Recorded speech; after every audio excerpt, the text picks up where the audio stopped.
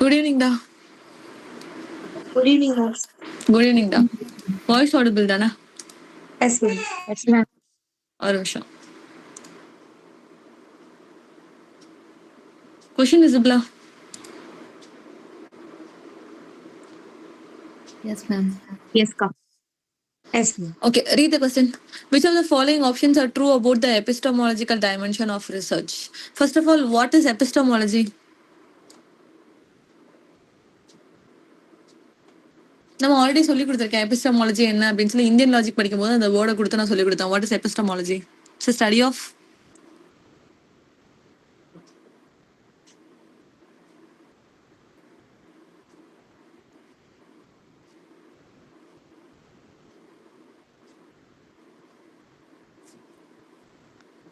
Study of Search for truth. Search for truth. கரெக்டான word search for truth is study of knowledge அப்படின்னு சொல்லுவோம். ஓகேவா? So which of the following options are true about the epistemological dimension of research அப்படின்னு சொல்லி கேட்டிருக்காங்க. சரியா? இப்போ இதுக்கு எது ஆன்சரா இருக்கும்? எபிஸ்டமாலஜிக்கு அப்படின்னு சொல்லி பார்க்கும்போது இட்ஸ் ஸ்டடி ஆஃப் நாலேஜ் அப்படின்னு சொல்லி பார்க்குறோம். அப்போ அதோட வேர்ட் வந்து நீங்க நாலேஜ், ட்ரூத் அந்த மாதிரி வேர்ட்ஸா இருக்கும். அப்போ இதோட ஆன்சர் என்னவா இருக்கும்? B. என்னதுடா? Option B. B, search for truth. ஓகேவா? சர்ச் ஃபார் ட்ரூத் அப்படின்றது அதோட ஆன்சர். இன்னொன்னு பி வந்து ஆன்சர் அப்படின்னு சொன்னா கீழே எதெல்லாம் எலிமினேட் பண்ணிடலாம்? First இது. ஃபர்ஸ்ட் கிடையாது, ஏன்னா அதுல பி இல்ல, இதுலயும் பி கிடையாது, இதுலயும் பி கிடையாது. அப்ப ஆன்சர் ஆட்டோமேட்டிக்கா என்னவா இருக்கும்? B and D. BND, search for truth ஒன்னு, இன்னொன்னு certain and indubitable knowledge. இன்டவுட்டபிள்னா அதுல டவுட்டே இல்லை. இப்ப நான் கொடுத்த சென்டென்ஸ்ல இல்ல அதுல டவுட்டே இல்லை அப்படின்றது இன்டவுட்டபிள் நாலேஜ் அப்படின்னு சொல்லி பாக்குறோம். ஓகேவா? இதே கொஸ்டினை நான் இன்னொரு இடத்துல பார்க்கும்போது இதோட ஆன்சர் என்ன அப்படின்னு சொன்னா scientific realism and cultural theory, critical theory. ஓகேவா? Scientific realism and critical theory அப்படின்றதா ஃபர்ஸ்ட் ஒன் தான் அதோட ஆன்சர் இருந்துச்சு, ANC அப்படின்னு சொல்லிட்டு. அது ரெண்டுக்கும் டிஃபரன்ஸ் என்ன அப்படின்னு சொல்லி பார்க்கும்போது வெறுமனையா எபிஸ்டமாலஜிக்கல் டைமென்ஷன் மட்டும் கொடுத்துருந்தோம் அப்படின்னு சொன்னா நம்ம சொன்னது வந்து கரெக்ட். சர்ச் ஃபார் ட்ரூத், இன்னொன்னு நாலேஜ், பிகாஸ் அதை பத்தி தான் படிக்கும். எக்ஸ்பிளனேஷன் என்னன்னு பார்க்கும்போது epistemology refers to the study of knowledge. அப்போ நமக்கு எப்படி தெரியும், என்னவா தெரியும் அப்படின்றது அது வேலிடான நாலேஜா அப்படி இல்லையான்னு சொல்லி பாக்குறதா நம்ம எபிஸ்டமாலஜி அப்படின்னு சொல்லி பார்ப்போம். அப்ப நார்மலா எபிஸ்டமாலஜி எது கூட டீல் பண்ணும் அப்படின்னு சொல்லி பார்க்கும்போது truth, knowledge, justification, certainty, belief system about knowing, நமக்கு எவ்வளவு தெரியும், என்னன்னு தெரியும், அதுதான் நம்ம வந்து எபிஸ்டமாலஜி அப்படின்னு சொல்லி பார்த்தோம். ஓகேவா? அதுக்கான ஆன்சர் தான் நீங்க சூஸ் பண்ணீங்க. ஒன்னு வந்து மேல கொடுத்துருக்குது சர்ச் ஃபார் ட்ரூத், இன்னொன்னு சர்டன் அண்ட் இன்டவுட்டபிள் நாலேஜ் அப்படின்னு சொல்லிட்டு. இன்னொரு இதுல சயின்டிபிக் ரியலிசம் அண்ட் கிரிட்டிக்கல் தியரின்னு கொடுத்திருந்தாங்க. நான் அதை என்ன லிங்க் பண்ணேன் அப்படின்னு சொன்னா இதோட வேர்ட் வந்து எபிஸ்டாலஜிக்கல் டைமென்ஷன் ஆஃப் ரிசர்ச்னு கொடுத்துருக்காங்க. ஓகேவா? ஸோ ரிசர்ச்னு கொடுத்ததுனால they have chosen scientific realism and critical தியரின்னு நினைக்கிறேன் அப்படின்னு சொல்லி நான் நினைச்சுக்கிட்டேன். இன்னொரு ஆப்ஷன் நான் பார்க்கும்போது நான் ரெண்டையுமே சொல்லி கொடுக்குறேன். பட் இது ஆன்சர் வந்து 2 தான். ஓகேவா? பட் இன்னொரு இடத்துல நான் பார்த்தப்ப எனக்கு ஏயும் சியும் தான் ஆன்சரா இருந்துச்சு. அதனால நான் இந்த இடத்துல அதையும் சொல்லி கொடுக்குறேன். கன்ஃபியூஸ் பண்ணல நானு. No, ma'am. No. ஓகேவா? இதுல வெறுமனையா எபிஸ்டமாலஜி அப்படின்னு சொல்லி பாக்குறதுனால இந்த ஏ வந்து சயின்டிபிக் ரியலிசம் நம்ம கொடுத்திருந்தாங்களா, அப்ப இது வந்து எது கூட வராது அப்படின்னு சொன்னா எபிஸ்டமாலஜி ரிலேட்டடா வராது. இது எது கூட வரும் அப்படின்னு சொன்னா ஆண்டாலஜி, அது ரிலேட்டடா தான் நம்ம வந்து சயின்டிபிக் ரியலிசம் பார்க்க முடியும்னு சொல்லி அது எக்ஸ்பிளனேஷன் வந்து கொடுத்திருந்தாங்க. ஸோ ஆண்டாலஜி அப்படின்னு சொல்லி பார்க்கும்போது என்ன எக்ஸிஸ்ட் ஆகுது, வாட் எக்ஸிஸ்ட் அப்படின்னு சொல்லி பாக்குது. அப்ப ஆண்டாலஜி அப்படின்றது சம்திங் ரிலேட்டட் டு ரியாலிட்டி. ஓகேவா? நேச்சர் ஆஃப் ரியாலிட்டி அப்படின்றத நம்ம ஆண்டாலஜி அப்படின்னு சொல்லி பாக்குறோம். பட் எபிஸ்டமாலஜி அப்படின்னா என்ன, எப்படி நமக்கு அந்த விஷயம் தெரியும், ஹவ் வி நோ, இந்த இடத்துல இதுதான் ஆன்சர் பண்ணும். How we know, what we know, எது வந்து வேலிடான நாலேஜ் அப்படின்னு சொல்லி பாக்குறதா நம்ம எபிஸ்டமாலஜி அப்படின்னு சொல்லி பார்த்தோம். அப்ப அது வந்து எதுக்கு கீழே வராது அப்படின்னு சொன்னா சயின்டிபிக் ரியலிசம் கீழே வராது அப்படின்றதுனால they rejected the option scientific realism. ஓகேவா? செகண்ட் ஒன் வந்து the search for truth. search for truth அப்படின்னு சொன்னால எபிஸ்டமாலஜி அப்படின்னால என்னது, நாலேஜை நம்ம வேலிடா கிளைம் பண்றோமா இல்லையா, அது எப்படி நம்ம ஏத்திக்கிறோம் அப்படின்றது. அதனால search for truth அப்படின்றது ரைட். அதனால இது வந்து நம்ம ரைட் அப்படின்னு சொல்லி பார்த்தோம். நெக்ஸ்ட் தேர்ட் ஆப்ஷன் என்ன கொடுத்திருந்தாங்கன்னா கிரிட்டிக்கல் தியரி. கிரிட்டிக்கல் தியரி அப்படின்றது ஆட்டோமேட்டிக்கா எதுக்கு கீழே வந்துடும் அப்படின்னா தியரிட்டிக்கல் பொலிட்டிக்கல் ஃப்ரேம் ஒர்க் கீழே வந்துடும். அது ஆட்டோமேட்டிக்கா எபிஸ்டமாலஜிக்கல் கான்செப்ட் கீழே வராது. அதனால கிரிட்டிக்கல் தியரி வந்து நம்ம கிடையாதுன்னு சொல்லி ரிஜெக்ட் பண்றோம். Then certain and indubitable knowledge அப்படின்னு சொல்லி பார்க்கும்போது certainty, justification, reliability of knowledge, conditions of indubitable knowledge. இன்டவுட்டபிள்னா அந்த சென்டென்ஸ் வந்து டவுட்டே இல்லை, அந்த ஸ்டேட்மெண்ட் வந்து எனக்கு டவுட்டே இல்லை அப்படின்றத நம்ம இன்டவுட்டபிள் நாலேஜ்னு கொடுத்துருக்காங்க. ஓகேவா? அப்ப அது ஆட்டோமேட்டிக்கா எதுல ஃபாலோ ஆகும் அப்படின்னு சொன்னா எபிஸ்டமாலஜில ஃபாலோ ஆகும். அண்ட் லாஸ்ட் ஒன் வந்து மெக்கானிசம் ஆஃப் சோஷியல் கண்ட்ரோல் அப்படின்னு சொல்லிட்டு. சோஷியல் கண்ட்ரோல் அப்படின்றது எதை மீன் பண்ணுதுன்னா பவர் ஸ்ட்ரக்சர், பொலிட்டிக்கல் தியரி அது கூட தான் வருது. இது எப்படி எபிஸ்டமாலஜி கூட ரிலேட் ஆகும் அப்படின்றதுனால we are eliminating the E. புரிஞ்சுச்சா? Yes, ma'am. Yes. Next, arrange the following in chronological order. Nation and narration யாரோடது? நான் சொல்லி கொடுத்தேன். நெட் கொஸ்டின் சொல்லி கொடுத்தேன். நேஷன் அண்ட் நரேஷன் யாரோடது சொல்லி சொல்லி பாருங்க வந்துரும். நேஷன் அண்ட் நரேஷன்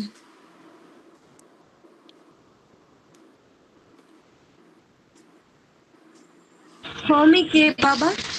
கரெக்டா. ஹோமி கே பாபாவோட தான் என்னது அப்படின்னு சொன்னா நேஷன் அண்ட் நரேஷன் அப்படின்னு சொல்லி பார்த்தோம். அது எப்போ பப்ளிஷ் ஆயிருக்கும்? 1990. 1990 கரெக்ட். அப்படிதானே சொன்னீங்க? Yes, ma'am. எஸ் 1990. டயலாஜிக் இமேஜினேஷன் அது கீழே ஒரு 4 எஸ்ஏஸ் கூட வந்திருக்கும். யாரா? Nikhil Bhakthan. கரெக்ட். மிக்கேல் பக்தின். ஓகேவா? மிக்கேல் பக்தின் தான் என்னது அப்படின்னு சொன்னா இதுல ஆன்சர் எழுதிட்டு இருக்கேன். மிக்கேல் பக்தின் தான் வந்து என்னது அப்படின்னு சொன்னா டயலாஜிக் இமேஜினேஷன் அப்படின்னு சொல்லி பார்க்கலாம். அது பப்ளிஷ் ஆன இயர் என்ன? 1981. வெரி குட்ரா. 1981 அப்படின்னு சொல்லி பாக்குறோம். ஓகேவா? ஆந்த்ரோபாலஜி அந்த கொலோனியல் என்கவுண்டர் இது எனக்கு தெரியாது. இது யாரோடதுன்னு எனக்கு ஞாபகம் இல்ல. தென் டிஸ்கோஸ் ஆன் கொலோனியலிசம் யாரோடது? ஒருத்தங்க நெக்ரிட்டியூட் பத்தி பேசியிருப்பாங்க. நெக்ரிட்டியூட் யாரோடது? நெக்ரிட்டியூட் டேய் யாரோடது நெக்ரிட்டியூட்? ஆப்பிரிக்கன் ரைட்டர்ஸ்க்கு கீழே நம்ம ஒருத்தங்களை பார்த்தோம்ல. நெக்ரிட்டியூட் மூவ்மெண்ட் யாரோடது? வெரி குட்ரா. Aime Cesaire. அவங்களோட ஒர்க் தான் என்னது அப்படின்னு சொன்னா discourse on colonialism. Discourse on கொலோனியலிசமோட ஒர்க்கோட இயர் நான் அவ்வளவு தரவா படிங்கன்னு சொல்ல, அதனால நீங்க ஆன்சர் பண்ணல. It's not an issue. ஓகேவா? நெக்ஸ்ட் நமக்கு என்ன தெரியும் அப்படின்னா ஓரியன்டலிசம் யாரோடது? Edward Said. Edward Said. Publication year நிறைய தடவை சொல்லி கொடுத்துருக்கேன். What is the year? 1978. இது 78. இது வந்து 1990. இது வந்து நீங்க 1981 சொன்னீங்க. இதெல்லாம் நம்ம படிச்ச இயர். இவ்வளவுதான் நமக்கு தெரியும். இது ரெண்டுமே இது வந்து ஏமி சிசாரின் மட்டும் தான் தெரியும். இதோட பப்ளிகேஷன் இயர் யாருக்கா கெஸ் பண்ண தெரியுமா? ஓகேவா? அப்ப இந்த 3 தான் நமக்கு தெரியும். இப்ப இந்த 3 மட்டும் நமக்கு தெரியும் அப்படின்றப்ப இதுல யார் ஃபர்ஸ்ட் வருவா, யார் செகண்ட் வருவா, யார் தேர்ட் வருவா? அவங்களோட ஆல்பபெட் சொல்லுங்க. Nice quick. E first. அப்புறம் B, C. A. B A. இதான் நமக்கு தெரிஞ்ச ஆர்டர். இது நடுவில் இவங்க 2 பேரும் சியும் டியும் எங்க வருவாங்கன்னே தெரியாது. ஓகேவா?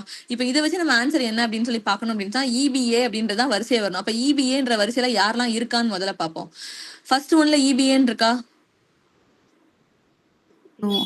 இருக்கு. அதனால மேபி இவங்களா இருக்கலாம். ஏன்னா நமக்கு டிசி எங்க வரும்னு தெரியாது. சரியா? செகண்ட் ஒன்ல இபிஏன்னு இருக்கா?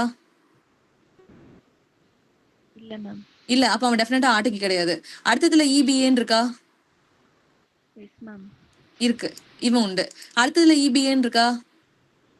No ma'am. டேய் பார்த்து சொல்லுங்கடா சீக்கிரம். No ma'am. இல்ல. அப்போ நமக்கு இது 2 பேர்ல யாராவது ஒருத்தங்க தான் ஆன்சரா வருவாங்க. அப்படிதானே? டிசிஇஏபி இல்லைன்னா இவங்க 2 பேர். ஏன்னா இவங்க 2 பேரும் தான் வந்து இபிஏன்னு தொடர்ந்துருக்காங்க. இவ்வளவு தூரம் நம்ம வந்து ஷார்ட் டவுன் பண்ணிடலாம். சரியா? அதுக்கப்புறம் என்ன அப்படின்றது கண்டுபிடிக்கிறது கஷ்டம். கெஸ் பண்ணி தான் ஆன்சர் பண்ற மாதிரி இருக்கும். ஆன்சர்ஸ் பார்த்தோம் அப்படின்னு சொன்னா ஃபர்ஸ்ட் வந்து nation and narration 1990 Homi K பாபாவோடது கரெக்ட். டயலாஜிக் இமேஜினேஷன் வந்து 1981 தான் நம்ம படிச்சிருப்போம். பட் ரஷ்யன் பப்ளிகேஷன் அதோட இயர் என்ன அப்படின்னு சொன்னா 1975. பிகாஸ் அது ஒரிஜினல் டெக்ஸ்ட் வந்து ரிட்டன் இன் ரஷ்யன் லாங்குவேஜ். ஓகேவா? So Mikhail Bakhtin. செகண்ட் வந்து யாரோடது அப்படின்னா anthropology and the colonial encounter. இது யாருனே தெரியாது. டாலல் அசாட் அப்படின்னு சொல்லி ஒருத்தர் 1973 பப்ளிகேஷன். டிஸ்கோஸ் ஆன் கொலோனியலிசம் அப்படின்றது 1950 பப்ளிஷ் ஆயிருக்கு. ஏமி சிசாரியோடது. அதனாலதான் நான் படிக்கிற ஏரியா தெளிவா படிங்க. இந்த மாதிரி தெரியாத ஒர்க்ஸ் அவன் கேட்பான். அது நம்மளால எந்த கார்னர்ல இருந்து கேட்கான்னு நம்மளால ஜட்ஜே பண்ண முடியாது. அப்போ படிக்கிற ஒர்க்குக்கு தெளிவா படிச்சிட்டோம் அப்படின்னு சொன்னா கொஞ்சம் மார்க் அடிபடாம இருக்கும். சோ ஏமி சிசாரின்னு தெரியுது. டிஸ்கோஸ் ஆன் கொலோனியலிசம் வந்து ஆனா என்ன இயர்னு தெரியல. 1950. ஓரியன்டலிசம் வந்து இயர் கரெக்ட் 1978 எட்வர்ட் சையத். சரியா? இப்ப எட்வர்ட் சையத் அப்படின்னு சொல்லி பார்த்தாலே அவரோட டேர்ம் வந்து கான்ட்ரிபியூனல் ரீடிங் அப்படின்றத நான் சொல்லி கொடுத்திருக்கேன். இவர் பாலஸ்தீன்ல பிறந்திருக்காரு அப்படின்றதுனால இவரோட ஒர்க் வந்து அதே ரிலேட்டடா வரும். அதுவும் நெட் கொஸ்டின் அப்படின்னு சொல்லி கொடுத்தேன். ஒர்க் வந்து பிகினிங்ல தான் ஸ்டார்ட் ஆகும் அப்படின்றதுனால இன் பிகினிங் அப்படின்றத இவரோட ஃபர்ஸ்ட் ஒர்க் 1975 அந்த ஒர்க் வந்து பப்ளிஷ் ஆயிருக்கும். அப்புறம் நமக்கு நல்லா தெரிஞ்ச ஒர்க் ஓரியன்டலிசம் 1978. அப்புறம் அவர் பிறந்த இடத்த வச்சு ஒரு ஒர்க் எழுதியிருப்பாரு. கொஸ்டின் ஆஃப் பாலஸ்தீன் அப்படின்னு சொல்லி 1979. World the text and critic இதுவும் நெட் கொஸ்டின் 1983 பப்ளிஷ் ஆயிருக்கும். கல்ச்சர் அண்ட் இம்பீரியலிசம் இது நம்ம ஆல்ரெடி தனியா படிச்சிருக்கோம். கல்ச்சர் அண்ட் இம்பீரியலிசம் அப்படின்னு சொல்லிட்டு ஒரு விமன் ரைட்டர் பார்க்கும்போது படிச்சவங்க யாரு?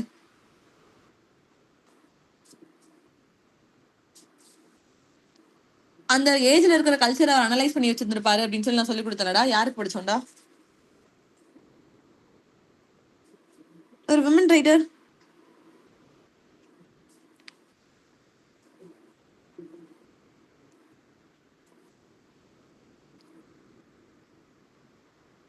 யாருக்கு படிச்சோன்னே ஞாபகம் இல்லையா? ஞாபகம் இருக்கா இல்லையா? இல்ல மேம். இல்ல. யாரோட ஒர்க் வந்து இது? ஐயோ, ஒர்க் அவுட் ஆயிடுச்சு. டேய், ஒரு ஷார்ட் ஃபார்ம் சொல்லி கொடுத்து பிளான் ஆஃப் த நாவல்லாம் படிச்சோம்ல. Jane Aston.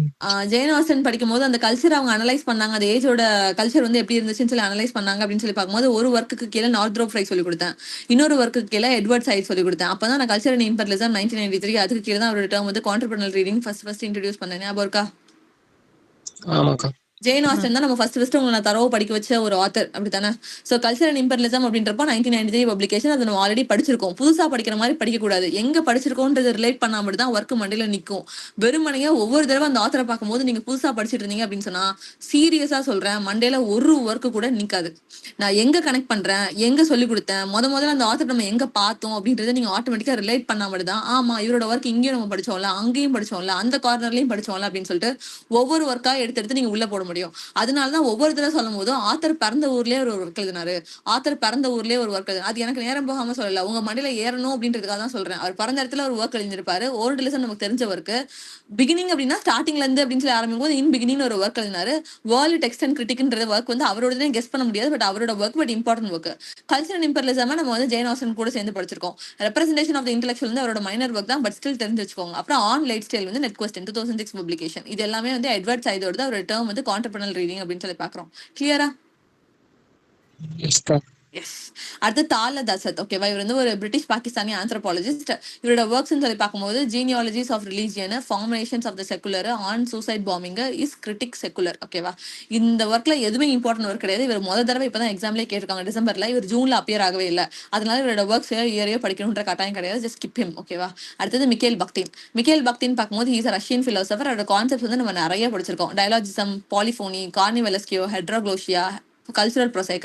ஹெட்ரோக்ளோஷியா அப்படின்னு சொல்லி பார்க்கும்போது க்ளோ ஆகும், ஃபேஸ் வந்து நல்லா க்ளோ ஆகும். அப்போ எப்போ நல்லா சாமி கும்பிட்டா, அதனால மிக்கேல் பக்தின் அப்படின்னா பக்தியோட இருக்கிறப்போ நல்லா க்ளோ ஆகும் அப்படின்னு சொல்லி பார்த்தோம். இதுக்கு அப்படியே இன்னொரு டாபிக் தான் நான் என்ன சொல்லிட்டேன், ஹெட்ரோடோப்பியான்னு சொல்லி கொடுத்தேன். யாரோட டேர்ம் ஹெட்ரோடோப்பியா?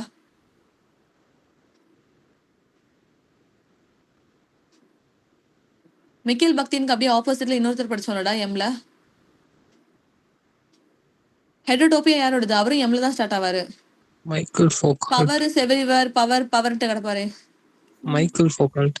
மிக்கேல் ஃபுக்கோ, ஓகேவா? ஸோ ஹெட்ரோடோப்பியா யாரோடது அப்படின்னு சொன்னா மிக்கேல் ஃபுக்கோவோடது.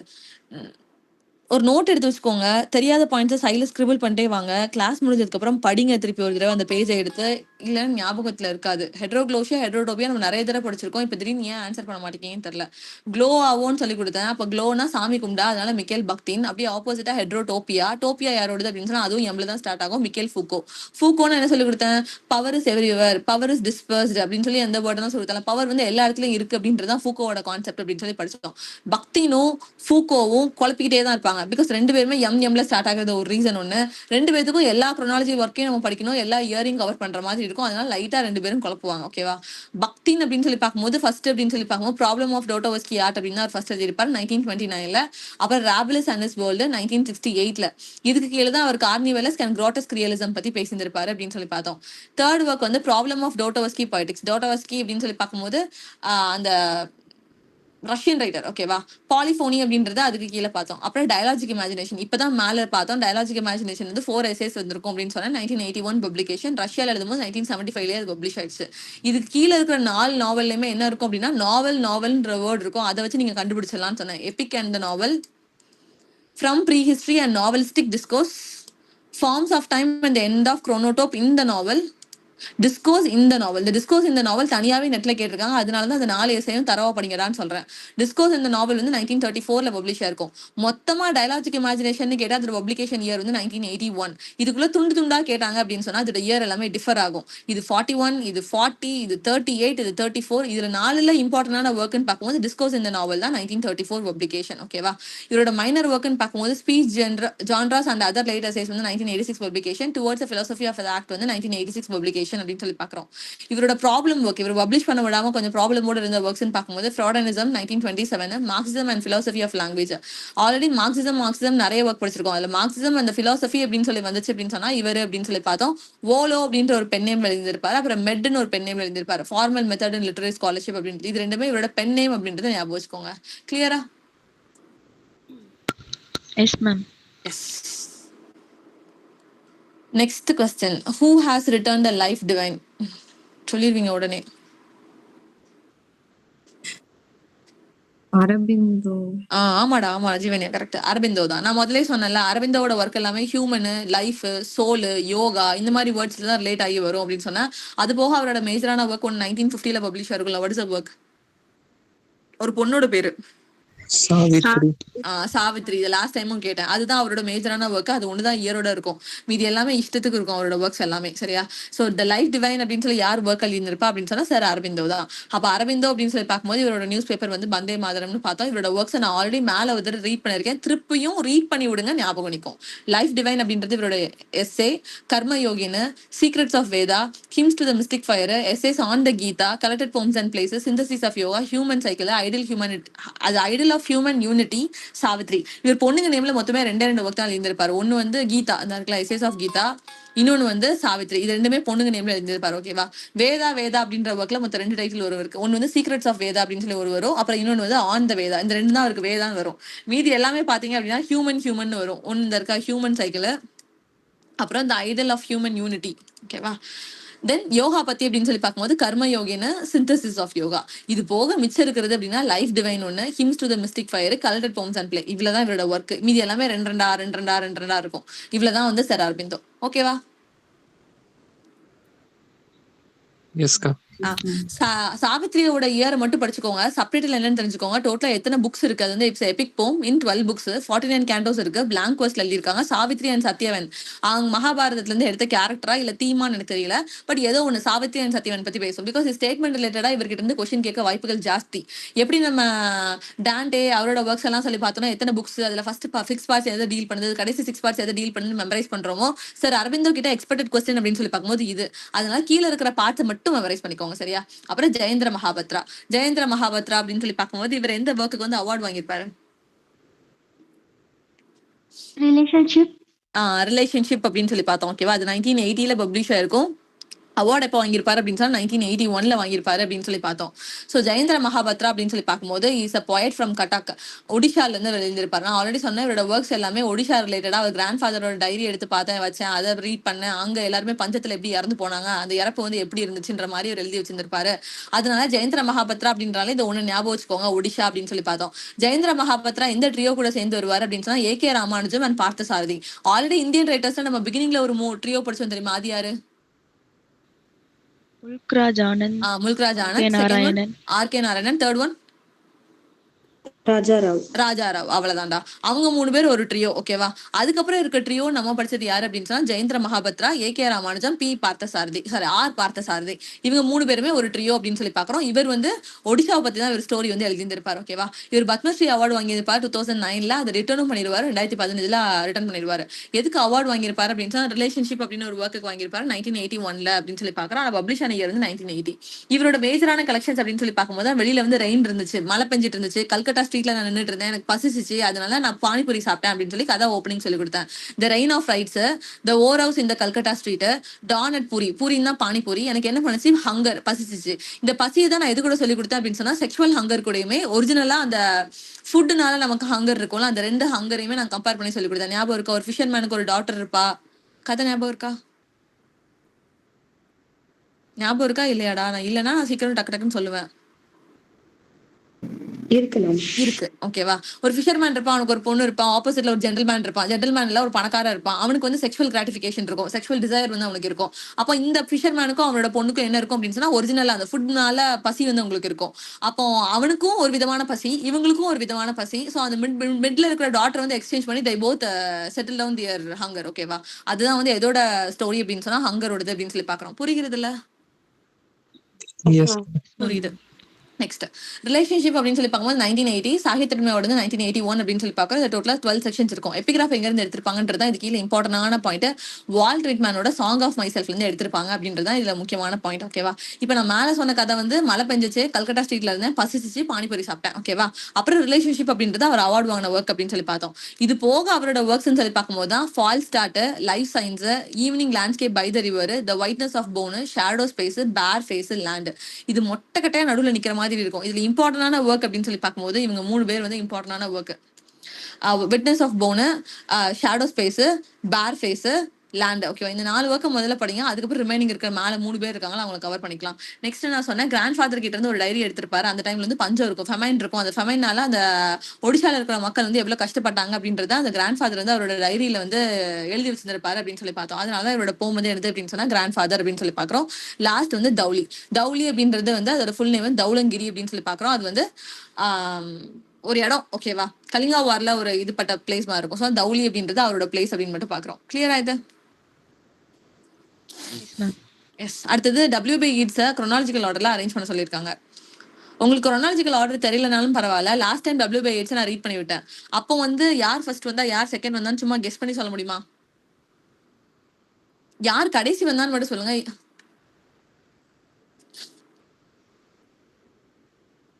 சரி, இதுல ஏதாவது உனக்கு இயர் தெரியுமா? 1919 ஸ்கூல் கம்மிங்.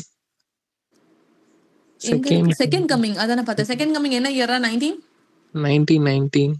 1920. ஓகேவா, அது கரெக்ட் தாங்க. நைட் கெஸ் தான். 1920 வரும் செகண்ட் கம்மிங் வந்து. ஓகேவா, வேற 1917 வைல்ட் எதுடா? கூலி. இதுல எந்த ஒர்க் வந்து அவரோட டெத்தை அவரே ஆன்டிசிபேட் பண்ணி எழுதுற மாதிரி இருக்கும்?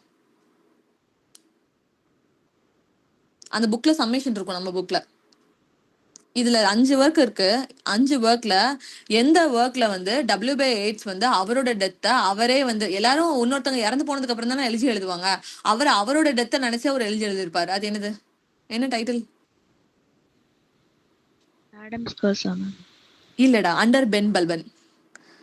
பென்டன் மாதிரி படிச்சுக்கோங்க. பென் அப்படின்னு சொல்லி வரும். பென் அப்படின்ற ஒர்க்கு கீழே தான் WB ஈட்ஸ் வந்து அவரோட டெத்தை பத்தி பேசியிருந்திருப்பாரு. ஓகேவா, அது ஒரு தடவை கேட்ட கொஸ்டின் கூட. அண்டர் பென் பல்பன் அதுதான் வந்து அவரோட டெத்தை பத்தி பேசின ஒர்க் அப்படின்னு சொல்லி பாக்குறோம்.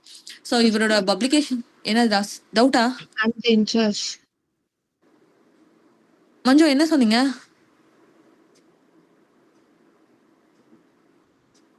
மஞ்சு எதுவும் டவுட்டா? சரி, ஓகே. ஸோ ஆடம்ஸ் கர்ஸ் அப்படின்ற ஒர்க் வந்து அவருக்கு பிகினிங்லேயே வந்துடும். ஓகேவா, 1903. நான் இதுல கடைசி ஒர்க் எது அப்படின்னு சொல்லி பார்த்தோம்னா அண்டர் பென் பல்பன் தான். ஏன்னா அவர் எழுதி ஃபுல்லா முடிச்சதுக்கு அப்புறம், அவர் ரைட்டிங் ஏஜே கம்ப்ளீட் ஆனதுக்கு அப்புறம் தான் அவர் என்ன எழுதியிருப்பாரு அப்படின்னு சொன்னா அண்டர் பென் பல்பன் அப்படின்ற ஒர்க் எழுதியிருப்பாரு. அதுதான் வந்து கடைசி. தான் வந்து லாஸ்ட்.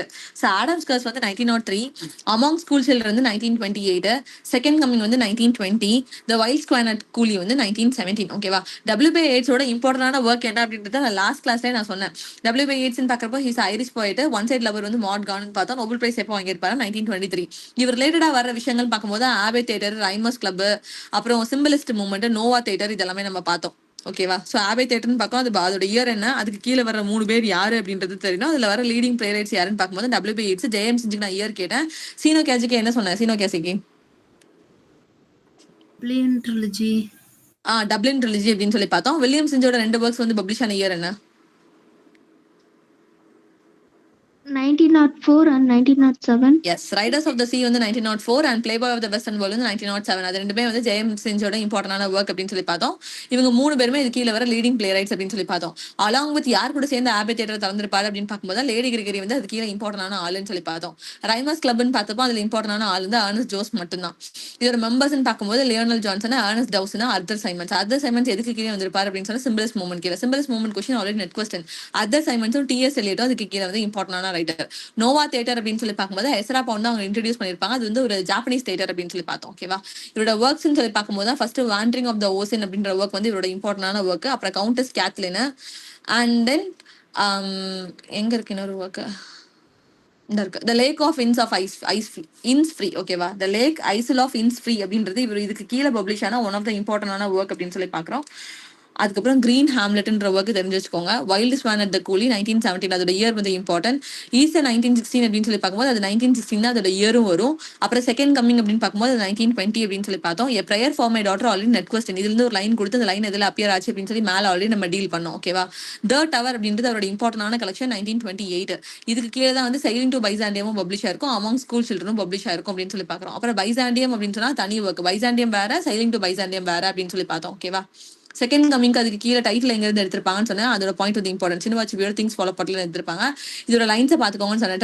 டர்னிங் இந்த wide gyre, the falcon cannot hear the falconer, things follow but the centre cannot hold அப்படின்னு சொல்லி பார்த்தோம். அப்புறம் Sailing to Byzantium வந்து 1927ல பப்ளிஷ் ஆயிருக்கும். எதுக்கு கீழே பப்ளிஷ் ஆயிருக்குன்னா த டவர்ல பப்ளிஷ் ஆயிருக்கும் அப்படின்னு சொல்லி பார்த்தோம். பைசாண்டியம் வந்து 1932. Sailing to Byzantium வந்து 27, வெறும் பைசாண்டியம் வந்து 32 அப்படின்னு சொல்லி ஞாபகம் வச்சுக்கோங்க. ஓகேவா? இவரோட அனன்சியேஷன் போம்ஸ் எதெல்லாம் அப்படின்னு சொல்லி கேட்பாங்க. எப்படி நிறைய பேத்துக்கு வந்து அவரோட ஒரு இடத்துக்கு சுத்தின இடம், ஐ மீன் ஒரு இடத்துல போய் அவர் போம்ஸ் கிரியேட் பண்ணியிருந்திருப்பாரு தெரியுமா, அந்த போம் எல்லாம் எதுக்கு கீழே வரும் அப்படின்னு சொல்லிட்டு நம்ம ரொமான்டிக் ரைட்டர்ஸ்க்கு கீழே ஒவ்வொருத்தருக்கும் ஒவ்வொரு இடத்த வச்சு 4 போம் 5 போம் படிச்சிருப்போம். அதே மாதிரிதான் WBA Yeatsஓட செட் ஆஃப் போம்ஸ் ஒரு இடத்துல எங்க சேர்ந்து வரும் அப்படின்னு சொன்னா அவரோட அனன்சியேஷன் போம்ஸ்ல தான் சேர்ந்து வரும். அவரோட அனன்சியேஷன் போம்ஸ் எதெல்லாம் அப்படின்னு சொல்லி பார்க்கும்போது ஒன்னு வந்து Leda and the swan, the magi, 2 songs from the play, the mother of god, second coming. இதுல செகண்ட் கமிங் ரொம்ப ரொம்ப இம்பார்ட்டன்டான work. Leda and the swan வந்து இம்பார்ட்டன்ட். இந்த 2 ஒர்க் வந்து இது கீழே ரொம்ப இம்பார்ட்டன்டான ஒர்க் அப்படின்னு சொல்லி பாக்குறோம். இவரோட அதர் ஒர்க்ஸ் பார்க்கும்போது இவருக்கு இவ்வளோ இருக்கு. இதுக்கு கீழே இம்பார்ட்டன்டான ஒர்க்ஸ் அப்படின்னு சொல்லி பார்த்தா கேத்லின் நீ ஹவுலினா, இந்த ஒர்க் வந்து important. Hour glass, countess Cathleen. ஓகேவா? இந்த 3 ஒர்க்கும் இதுக்கு கீழே அவரோட இம்பார்ட்டன்டான ஒர்க் அப்படின்னு சொல்லி பாக்குறோம். கிளியரா? Clear ma'am. எஸ். அடுத்தது chronological order. இதெல்லாம் யாரோட ஒர்க்குன்னு கேட்ட மாதிரி இருக்கா?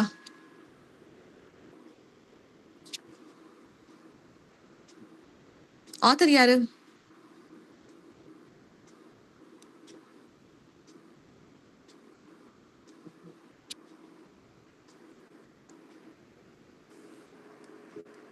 Pablo Neruda. கொஸ்டின்ல இருக்கு கரெக்ட். பாப்லோ நெருடாவோட இது எல்லாமே பாப்லோ நெருடாவோட ஒர்க்ஸ் தான். ஓகேவா? உங்களுக்கு பாப்லோ நெருடா அப்படின்னு சொன்னா ஒண்ணுதான் பெருசா ஞாபகம் வரும். பிகாஸ் இது ஃபுல்லா நான் உங்களை மனப்பாடம் பண்ண வச்சது கிடையாது. பாப்லோ நெருடா அப்படின்னு சொல்லி பார்க்கும்போது நோபல் பிரைஸ் எப்போ வாங்கியிருப்பாரு? 1971. கரெக்ட் ஜமல். பாப்லோ நெருடா வந்து 1971ல வாங்கியிருப்பாரு. இதுதான் நமக்கு தெரியும். சரியா? நம்ம அதை படிக்கல பாப்லோ நெருடாவா தரோவா. இப்போ இந்த கொஸ்டினுக்கு அப்புறம் தான் நீங்க தரோவா படிக்க போறீங்க அவரோட ஒர்க்ஸ் என்ன அப்படின்னு சொல்லிட்டு. ஸோ இதோட ஆன்சர்ஸ் அப்படின்னு சொல்லி பார்க்கறது முன்னாடி அவரோட ஒர்க்ஸ் நம்ம பார்த்துடலாம். ஸோ பாப்லோ நெருடா அப்படின்னு சொல்லி பார்த்தா ஹீஸ் அ சிலியன் போயிட்டு நோபல் பிரைஸ் வந்து 1971ல வாங்கியிருப்பாரு. இவரோட ஒர்க்ஸ் அப்படின்னு சொல்லி பார்க்கும்போது ஃபர்ஸ்ட் வந்து 20 poems of love and songs of despair அப்படின்னு ஒரு ஒர்க் எழுதியிருப்பாரு. Residence on earth, Spain in my heart, new song of love and elementary odes, 100 love sonnets, ceremonial songs, I converse that I have light, அப்புறம் correspondence. இது எல்லாமே அவரோட ஒர்க்ஸ்ன்னு சொல்லி பார்க்குறோம். ஓகேவா? இவரோட ஒர்க்ஸை வேற எங்கேயும் தனியாவோ chronological orderலையும் கேட்டது கிடையாது. இது ஃபுல்லா இந்த ஒரு எக்ஸாம்ல கேட்டாங்க அப்படின்றதுக்காக ஜூன் எக்ஸாம்ல கேட்கல. பட் இந்த வாட்டி மேபி வரலாம். ஆனா அதனால இதோட ஒர்க்ஸ் மட்டும் தெரிஞ்சு வச்சுக்கோங்க. இயர்ஸ் தெரியணுமா அப்படின்னு சொல்லி கேட்டா வேணாம். சரியா? இயர்ஸ் வந்து மண்டியில நிக்காது. இவ்வளோ ஒர்க்கையும் எனக்கு கதை எதுவுமே தெரியாது. கதைலாம் நான் ஃபார்ம் பண்ணி வச்சு படிக்கல. ஸோ இதுல ஒர்க் மட்டும் ஞாபகம் வச்சுக்கோங்க. இது வந்து பாப்லோ நெருடாவோட ஒர்க் அப்படின்னு சொல்லிட்டு. ஓகேவா? இதுல இம்பார்ட்டன்டான ஒர்க் அப்படின்னு சொல்லி பார்க்கும்போது residence on earth, Spain in my heart, elementary odes, 100 love sonnets, I confess that I have light. இது வந்து இவரோட இம்பார்ட்டன்டான ஒர்க்னு சொல்லி விக்கிபீடியால இருக்கு.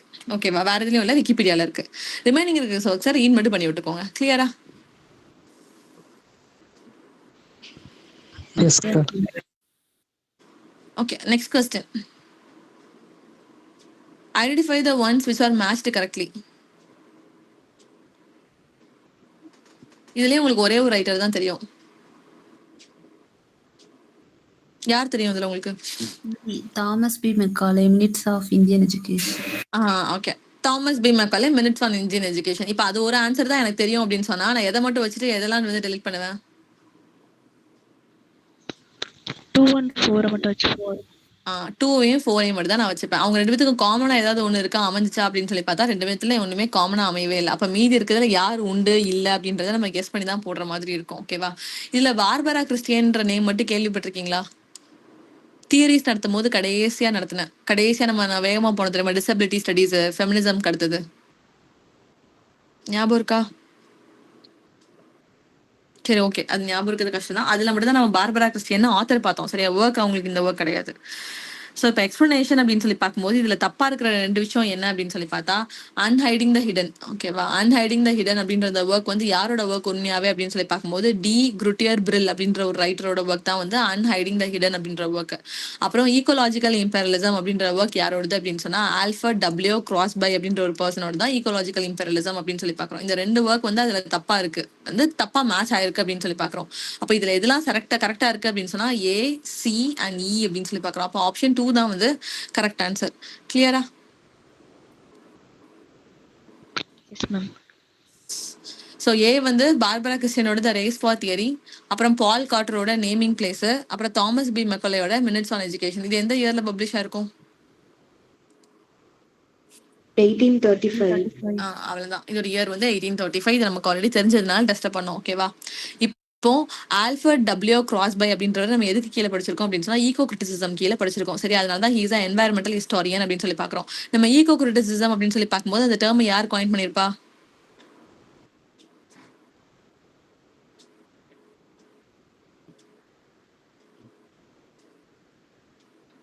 என்னடா மறந்துட்டீங்களா? அன்னைக்கு கூட ஈகோ அப்படின்றது நேச்சர் ரிலேட்டடா, கிரிட்டிசிசம் அப்படின்னு சொல்லி பார்த்தோம். ஈகோ ஃபெமினிசமா, ஈகோ கிரிட்டிசிசம்னா யார் பார்த்தோம்?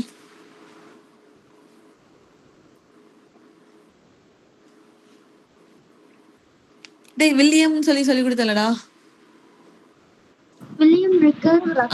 எஸ், வில்லியம் ராக்கெட்னு வேர்டு சொல்லி ஞாபகம் வச்சுக்க சொன்னேன். ஈகோ அப்படின்னு சொன்னா என்வாயர்மெண்ட் ரிலேட்டடா. அப்ப என்வாயர்மெண்ட்ல எது வெடிக்க கூடாது அப்படின்னா வெடி வெடிக்க கூடாது. நம்ம எதை கஷ்டப்பட்டு வெடிப்போம்னா ராக்கெட், பிகாஸ் அதுதான் எங்க போய் விழுதுனே தெரியாதுன்னு ஒரு கதை சொல்லி கொடுத்தேன். ஞாபகம் இருக்கா? Yes, ma'am. எஸ், அப்ப அது யாரோடது அப்படின்னு சொன்னா வில்லியம் ராக்கெட்டோடது அப்படின்னு சொல்லி பார்த்தோம். அதுக்கு கீழே தான் நம்ம யாரை பார்த்தோம் அப்படின்னு சொன்னா ஆல்ஃபர்ட் டபிள்யூ கிராஸ்பை அப்படின்னு சொல்லி பார்த்தோம். He's environmental historian. ஓகேவா? இவரோட ஒர்க்ஸ் அப்படின்னு சொல்லி பார்க்கும்போது த கொலம்பியன் எக்ஸ்சேஞ்ச் அப்படின்ற ஒர்க், அப்புறம் ஈகோலாஜிக்கல் இம்பெரலிசம். ஓகே, இந்த 2 ஒர்க்குமே அவரோட ஒர்க்னு பார்க்கணும். இதுல ஆல்ரெடி நெட்ல கேட்டது நமக்கு இந்த ஒர்க். அதனால இவன் தெளிவா பாத்துக்கோங்க. ஆல்ஃபர்ட் டபிள்யூ கிராஸ்பை வந்து என்வாயர்மெண்ட் ரிலேட்டடா வராரு அப்படின்னு சொல்லிட்டு. அப்புறம் பார்பரா கிறிஸ்டியன் வந்து நம்ம ஃபெமினிசம்க்கு கீழே பார்த்தோம். அவங்க ஒரு மைனர் ரைட்டர் தான். சரியா? பிளாக் உமன் நாவலிஸ்ட் அப்படின்றது அவங்களோட work. From the inside out the race for theory தான் நமக்கு எக்ஸாம்ல கேட்ட ஒர்க். இந்த மாதிரி நான் பின்னாடி கொடுத்துருக்க வெறும் ஆத்தர் ஒர்க்னு இருக்கு தெரியுமா, அது எல்லாமே இதுல இருந்து எடுத்ததான். ப்ரீவியஸ் இயர் கொஸ்டின் பேப்பர்ல இருந்து பார்த்து எடுத்தது அந்த ரைட்டர்ஸ் எல்லாமே. அப்ப ஆல்ஃபா டபிள்யூ கிராஸ்பை வந்து என்வாயர்மெண்ட் ரிலேட்டடா, பார்பரா கிறிஸ்டியன் வந்து ரேஸ் ஃபார் தியரின்றது அவங்களோட NET question. Thomas B Macaulay அப்படின்னாலே உங்களுக்கு இந்த ஒரு ஒர்க் தெரியும். மெக்கலே மினிட்ஸ் வந்து அவங்களோட, அதுதான் வந்து 1835 இயர் கரெக்டா சொன்னீங்க. அவரை தாண்டி ரிமைனிங் 2 ஒர்க் அவருக்கு என்ன மிச்சம் இருக்கு அப்படின்னு சொன்னா லேஸ் ஆஃப் ஏன்ஷியன்ட் ரோம் அப்படின்றது அவரோட ஒரு ஒர்க், அப்புறம் த ஹிஸ்டரி ஆஃப் இங்கிலாந்து அப்படின்றது அவரோட இன்னொரு ஒர்க்னு பாக்குறோம். கிளியரா? Yes ma'am. Yes. Next question, arrange the following steps of decision making in the research process. கண்டுபிடிச்சிருவீங்கன்னு நினைக்கிறேன். எது ஃபர்ஸ்ட் வரும்?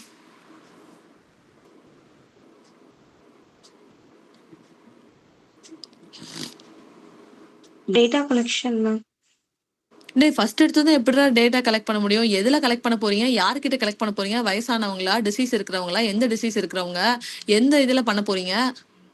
Choice of research topic. Choice of the research topic or theme. அப்ப ஏ தான் ஃபர்ஸ்ட் அப்படின்னு சொன்னா இதுல இருந்து யாரை தூக்கி வெளியில போட்டுடலாம்? 3. Third. எஸ், அவன் வெளியில போயிடுவான். சரி, ஆட்டோமேட்டிக்கா. அப்ப செகண்ட் ஒன் என்ன வரும்? ஃபுல்லா ரீட் பண்ணிட்டு ஆன்சர் சொல்லணும் எனக்கு. Formulating the research problem. Correct. நீ டாபிக் என்ன அப்படின்னு சொல்லி சூஸ் பண்ணிட்ட அப்படின்னா, இப்ப எல்லாருக்கும் இப்ப பிஹெச்டி எதுக்கு பண்றோம்னு நினைச்சிட்டு இருக்கீங்க? சொசைட்டி ரிலேட்டடா ஏதோ ஒரு சொல்யூஷன் நீ எடுத்துட்டு வரதான் பிஹெச்டி. அதுதான் ரிசர்ச். ஏதோ ஒரு பிரச்சனை நடந்துட்டு இருக்கு, அந்த பிரச்சனைக்கு என் பாயிண்ட் ஆஃப் வியூல இருந்து இந்த பிரச்சனைக்கு இந்த மாதிரி சொல்யூஷன் கொடுக்கலாம் அப்படின்னு சொல்லி பாக்குறோம். இதே இது கெமிஸ்ட்ரியோ இல்ல வேற ஏதோ சப்ஜெக்ட் ரிலேட்டடா இருந்துச்சு அப்படின்னு சொன்னா we will invent something new. ஓகேவா? அதுதான் நம்ம படிப்போம், பண்ணுவோம். பட் லிட்ரேச்சர் அப்படின்னு சொல்லி பார்க்கும்போது நம்ம டிரான்ஸ்ஜெண்டர் எடுக்கிறோம், கே ஸ்டடிஸ் எடுக்கிறோம், லெஸ்பியன் ஸ்டடிஸ் எடுக்கிறோம், என்னெல்லாமோ நம்ம பண்றோம். அது எல்லாமே வந்து இந்த கோணத்திலயும் இந்த விஷயத்த பார்க்கலாம் அப்படின்ற ஒரு விஷயத்த தான் நம்ம அதுல இருந்து வெளியில எடுத்துட்டு வரோம். அப்போ ஃபர்ஸ்ட் திங் வந்து நான் ரிசர்ச் டாபிக் என்னன்றது சூஸ் பண்றேன். எதுல பண்ண போறேன்? டிரான்ஸ்ஜெண்டர் கிட்ட வச்சு பண்ண போறேன்னா, கே ஸ்டடிஸா, லெஸ்பியன் ஸ்டடிஸா, என்வாயர்மெண்ட் ரிலேட்டட் நான் வேற எதுவும் பண்ண போறேன்னா, இல்ல இப்ப இருக்கிற ஏஐ கூட லிட்ரேச்சர் நான் எப்படி கனெக்ட் பண்றேன்ற மாதிரி நான் பண்ண போறேன்னா, இந்த மாதிரி டாபிக் என்ன அப்படின்றத நான் சூஸ் பண்ணுவேன். அதை சூஸ் பண்ணிட்டு ப்ராப்ளம் என்ன, அப்பதான் நான் வந்து ஹைபோதசிஸே எடுத்து வைக்க முடியும். ப்ராப்ளம் என்னன்னு கண்டுபிடிச்சாதான் அந்த ப்ராப்ளம் ஏல போலாம், இல்ல பில போலாம், இல்ல சில போலாம், இல்ல டில போலாம், என்னால கெஸ் பண்ண முடியும். அப்பதான் I can create a hypothesis.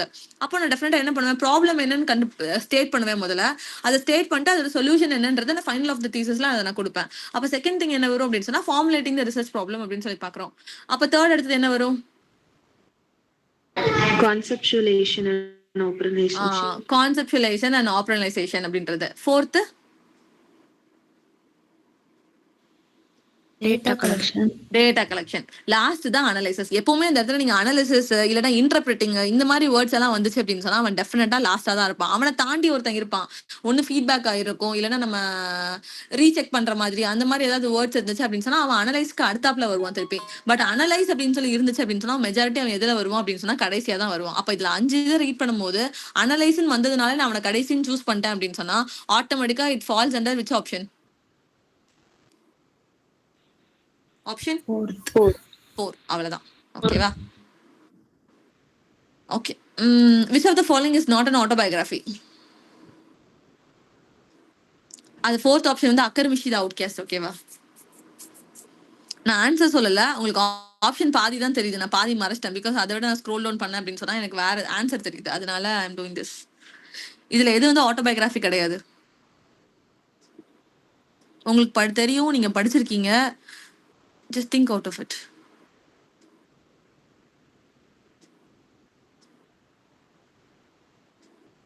அக்கர்மிஷி இது அவுட் கேஸ்ட், இது எதுல படிச்சோம்? Indian writing. இந்தியன் ரைட்டிங்ல பர்டிகுலரானா இந்தியன் ரைட்டிங்ல பர்டிகுலரா எதுலடா படிச்சோம்? அவுட் கேஸ்ட் பத்தி பேசுது.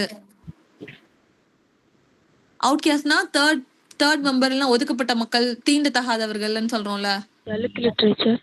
தலித் லிட்டரேச்சர்ல தான் அக்கர்மிஷி இது அவுட் கேஸ்ட் அப்படின்னு சொல்லி படிச்சோம். ஓகேவா? My experiment with truth first of all யாரோட ஒர்க்? காந்தி. அது அவரோட ஆட்டோபயோகிராஃபியே இல்லையா? ஆமாக்கா. அவரோட ஆட்டோபயோகிராஃபி. ஓகேவா? அக்கர்மிஷி தி அவுட்காஸ்ட் வந்து நம்ம டிசம்பர் கொஸ்டின்ல வந்துச்சுன்னு சொன்னேன் தெரியுமா? இது ஷரண்குமார் லிம்பாலே கரெக்ட் இல்ல, ஷரண்குமார் லிம்பாலேயோட தான் அக்கர்மிஷி தி அவுட்காஸ்ட். ஓகேவா? அண்ட் எக்ஸ்பெரிமெண்ட் வித் ட்ரூத் வந்து காந்தியோடதுன்னு சொல்லிட்டீங்க. இப்போ உங்களுக்கு மிச்சம் உங்களுக்கு தெரியுது வந்து பேட்ரிக் ஒயிட் ஹீஸ் அவர் எந்த country writer? Australian. Australian writer. எந்த இயர்ல Nobel prize வாங்கியிருப்பாரு?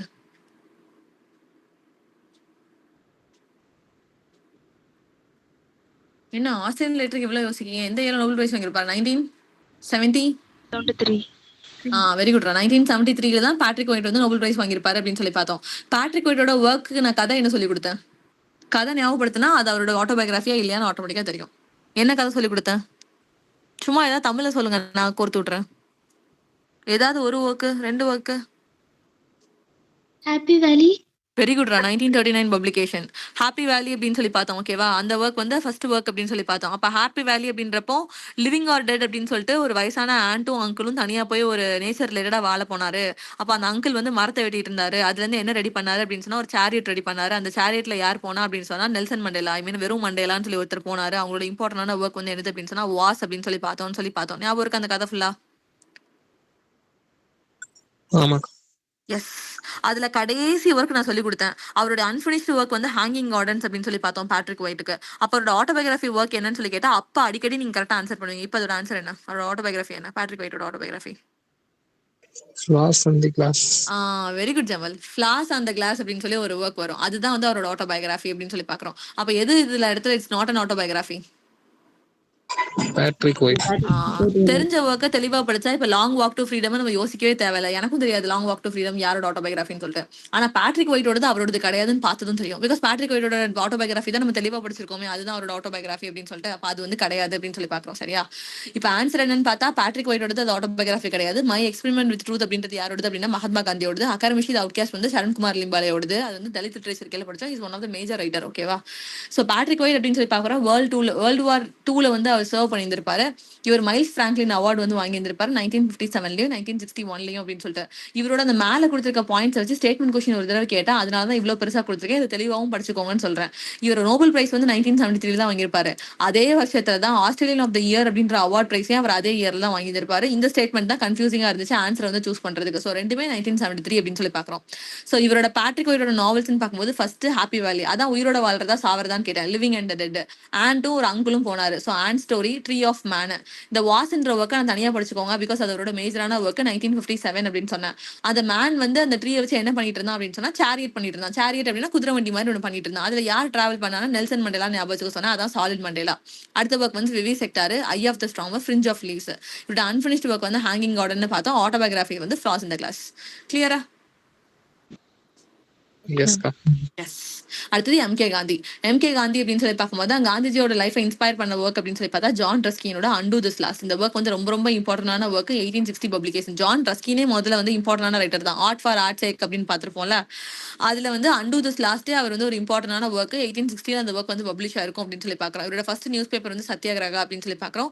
Then mask of அனார்கி 1819 இந்த ஒர்க் வந்து பப்ளிஷ் ஆயிருக்கும். அது ஷெல்லியோடது. அது பீட்டர்லோ மேசக்கர் பத்தி பேசியிருக்கும். அதுவும் யாரை இன்ஸ்பயர் பண்ணியிருக்கும் அப்படின்னு சொன்னா மகாத்மா காந்தி. அப்ப மகாத்மா காந்தியோட லைஃபை இன்ஸ்பயர் பண்ண 2 ஒர்க்னு சொல்லி பார்த்தா ஒன்னு ஜான் ரஸ்கினோட அண்டு திஸ் லாஸ்ட் அப்படின்ற ஒர்க் 1860 பப்ளிஷ் ஆயிருக்கும். இன்னொரு ஒர்க் வந்து ஷெல்லியோட மாஸ்க் ஆஃப் அனார்கி 1819 பப்ளிஷ் ஆயிருக்கும். அதுல பீட்டர்லோ மேசக்கர் பத்தி டீல் பண்ணும் அப்படின்னு சொல்லி பாக்குறோம். ஓகேவா? தென் அவரோட ஆட்டோபயோகிராஃபின்னு பார்க்கும்போது the story of my experiment with truth அப்படின்னு சொல்லி 1929 அந்த புக் வந்து பப்ளிஷ் ஆயிருக்கும். அப்புறம் Hindu Swaraj, songs from prison, இது எல்லாமே அவரோட இம்பார்ட்டன்டான ஒர்க். அப்புறம் தான் சரண்குமார் லிம்பாலே அப்படின்னு பார்த்தா அக்கர் மிஷித் அவுட் கேஸ்ட், இது அவரோட ஆட்டோபயோகிராஃபி, ரொம்ப ரொம்ப இம்பார்ட்டன்டான work. Sharankumar Limbale of and repeated NET author அப்படின்னு சொல்லி பார்க்குறோம். சரியா? இன்னொரு அவரோட ஒர்க் வந்து towards and aesthetic of Dalit literature ஒரு ஒர்க் எழுதியிருப்பாரு. அது ஒரிஜினலா மராத்தியில தான் எழுதியிருப்பாரு. ஓகேவா? யார் டிரான்ஸ்லேட் பண்ணியிருப்பாங்க அப்படின்னு சொன்னா அலோக் முகர்ஜி அப்படின்ற ஒருத்தர் தான் டிரான்ஸ்லேட் பண்ணியிருப்பாரு. இந்த அலோக் முகர்ஜியோட ஒரே ஒரு ஒர்க் என்ன அப்படின்னு சொன்னா தி கிஃப்ட் ஆஃப் இங்கிலீஷ்னு ஒரு ஒர்க் எழுதியிருப்பாரு. கிஃப்ட் ஆஃப் இங்கிலீஷ் வந்து அலோக் முகர்ஜியோட ஒர்க். ஓகேவா? நெக்ஸ்ட் வந்து who is a critic associate with the term blue humanities. Blue humanities it's nothing but something related to ocean. ஓகேவா? ஓஷன் பத்தி லிட்ரேச்சரையும் ஓஷனையும் கம்பேர் பண்ணி படிக்கிறவங்க, கம்பேர் பண்ணி இந்த சென்ஸ் அதோட எசன்ஸ் எல்லாத்தையும் சேர்த்து படிக்கிறவங்க, அதை பத்தி எழுதுறவங்க அப்படின்னு சொல்லி கொஸ்டின் கேட்டிருக்காங்க. இந்த 4 ஆத்தருமே நம்ம கேள்விப்பட்டதே கிடையாது. ஹானா, ஸ்டீஃபன், தாமஸ், நாதன், இது யாருமே தெரியாது.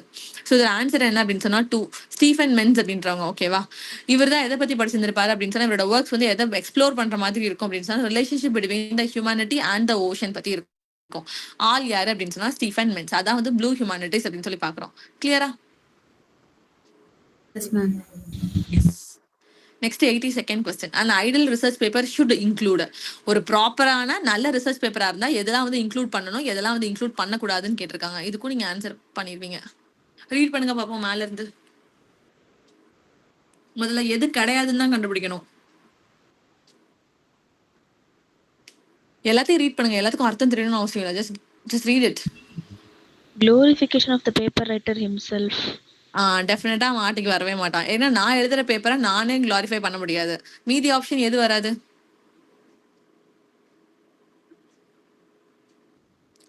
நம்மளோட ரிசர்ச் பேப்பர்ல தீசிஸ்ல என்ன பண்ணக்கூடாது? கூகுள்ல இருக்கிறத பார்த்து அப்படியே summarizing or paraphrasing. கரெக்டா? Summarizing or paraphrasing. சம்மரைசிங்னா என்ன? நமக்கு தெரிஞ்ச பெரிய விஷயத்த சுருக்கமா சொல்றது சம்மரைஸ்னு சொல்லுவோம். அந்த ஒர்க்கோட சம்மரி என்ன அப்படின்னு நம்ம கேட்போம். அப்ப சம்மரைசிங் அண்ட் பேராஃப்ரைசிங் பண்ணவே கூடாது.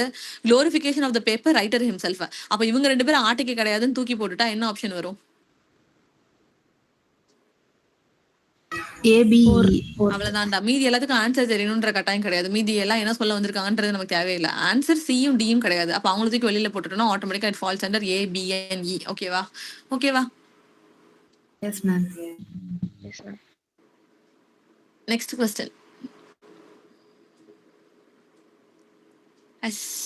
Match the following. இது எல்லா ஒர்க்கும் உங்களுக்கு தெரியும். சைல்ட்ஹுட் ஆஃப் ஜீசஸ் யாரோடது? That is a trilogy. Autobiographical trilogy. நான் சொல்லும் போதே சொன்னேன் அது பெரிய இம்பார்ட்டன்டான ஒர்க் கிடையாது. நான் ஒரு தடவை அந்த இடியட் வந்து எக்ஸாம்ல கேட்டிருந்தாங்க, அதனால we have to studyன்னு சொன்னேன். சைல்ட்ஹுட் ஆஃப் ஜீசஸ் யாரோட ஒர்க்? அது வந்து ஆட்டோபயோகிராபிக்கல் trilogy. சரி, ஓகே. த கோ பிட்வீன் வந்து யாரோடது? J M Coetzee ma'am. கரெக்டா? சைல்ட்ஹுட் ஆஃப் ஜீசஸ் வந்து யாரோடது அப்படின்னு சொன்னா ஜேஎம் கோட்ஸேயோடது. த கோ பிட்வீன் வந்து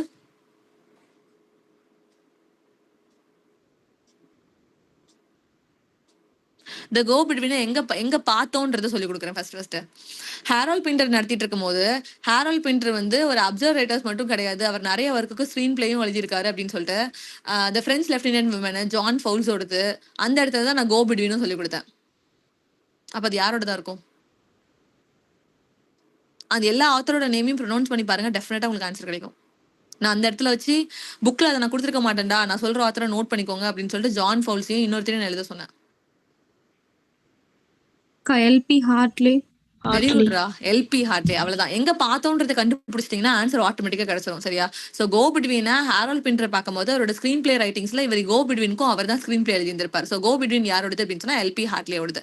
பிரைட்ஸ் ஹெட்ஸ் ரீவிசிட்டட் யாரோடது? Evelyn Waugh. ஈவ்லின் வாவோடது. Catcher in the rye? J.D. Salinger. J D Salinger. Catcher in the rye நான் சொல்லி கொடுக்கும்போது கேட்ச் 22 யாரோடதுன்னு சொல்லி கொடுத்தேன். அது ரெண்டும் ஒரே மாதிரி இருக்கும், இயர் கூட ரொம்ப குட்டி கேப்ல தான் வரும் அப்படின்னு சொல்லி கொடுத்தேன். Catch 22 யாரோடது? Joseph Heller. Joseph Heller. ஓகேவா? கேச்சர் இன் தி ரை வந்து ஜேடி சலிங்கரோடது. கேட்ச் 22 வந்து யாரோடது அப்படின்னு சொன்னா ஜோசப் ஹெல்லரோடது அப்படின்னு சொல்லி பாக்குறோம். Joseph Heller, HELLER. ஓகேவா? ஜோசப் ஹெல்லரோடது வந்து கேட்ச் 22. ரெண்டுத்தையும் சேர்த்து வச்சு படிச்சுக்கோங்க. ரெண்டுமே முன்னாடி கேட்டுட்டு இருந்த கொஸ்டின், இப்போ ரீசன்ல கேட்கறது இல்ல. கேட்ச் இன் தி ரை வந்து ஜேடி சலிங்கர், கேட்ச் 22 வந்து யாரோடது அப்படின்னு சொன்னா ஜோசப் ஹெல்லரோடது அப்படின்னு சொல்லி பாக்குறோம். So I'm repeating the point. Childhood of Jesus அப்படின்னு சொல்லி பார்க்கும்போது ஜேஎம் கோட்ஸே, கோ பிட்வீன் வந்து எல்பி ஹார்ட்லே, ஹாரோல்ட் பீட்டர் பார்க்கும்போது பார்த்தோம். பிரைட் ரீவிஸ்டட் வந்து ஈவ்லின் வா. ஈவ்லின் வாவோட ஒர்க்கை நான் ஒன்று அடிக்கடி சொல்லிட்டே இருப்பேன் தெரியுமா? ஒரு 3 டைட்டில் ஒரே மாதிரி இருக்கும். அதுல பெரிய பெரிய டைட்டில் வந்து வேற 2 பேரோடது, குட்டி டைட்டில் வந்தா இவங்களோடது அப்படின்னு சொல்லி கொடுத்துருக்கேன். 1928ல அந்த ஒர்க் வந்து பப்ளிஷ் ஆயிருக்கும். Decline and Fall. Decline and fall of romantic idol, decline and fall of ஏன்ஷியன்டா சம்வாட் ஏதோ ஒரு ரைட்டிங் வரும், அதோட டைட்டில் இன்னொரு டைட்டில் வரும். அப்புறம் வெறுமனே டிக்ளைன் அண்ட் ஃபால் அப்படின்னு சொல்லி யார் ஒர்க் எழுதியிருப்பா அப்படின்னு சொன்னா ஈவ்லின் வா அப்படின்னு சொல்லி கொடுத்துருக்கேன். ஞாபகம் இருக்கா? FL Lucas. Yes, ma'am. S, அங்கதான் வந்து நம்ம ஈவ்லின் வாவை படிச்சோம். சரியா? ஸோ கேச்சர் இந்த ரை அப்படின்னு சொல்லி பார்த்தோம்னா ஜேடி சலிங்கர். அது பக்கத்துல எழுதி வச்சுக்கோங்க அப்படின்னு சொன்னா கேட்ச் 22 வந்து யாரோடது அப்படின்னு சொன்னா ஜோசப் ஹெல்லரோடது அப்படின்னு சொல்லிட்டு. அவரோட ஒர்க் வந்து 1961ல பப்ளிஷ் ஆயிருக்கும். ஒரு நிமிஷம்டா, எனக்கு ஒரு ஹெல்ப் மட்டும் பண்ணுங்க. கேச்சர் இந்த ரையோட பப்ளிகேஷன் இயர் என்னன்னு யாராவது ஒருத்தங்க செக் பண்ணி சொல்ல முடியுமா? கேச்சர் இந்த ரையோட பப்ளிகேஷன் இயர்.